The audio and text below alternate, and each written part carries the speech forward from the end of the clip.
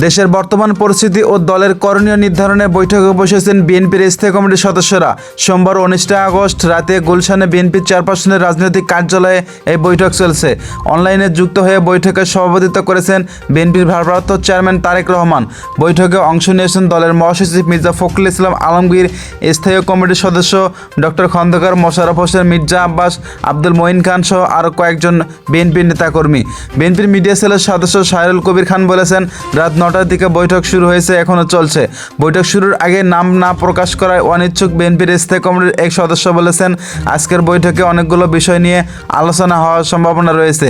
এর মধ্যে দলের কেন্দ্রীয় কমিটির সাংগঠনিক সম্পাদক বিলকিস জাহানারা শিরিন, এই উপদেষ্টা পরিষদের সদস্য রুহুল কুদ্দুস তালুকদার দুলুর বিষয়টি আসবে। এছাড়া অন্তর্বর্তী সরকারের বিষয়টিও আসতে পারে।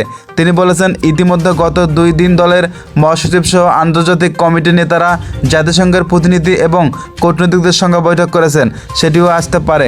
আর ম্যাডামদের খালেদা জিয়া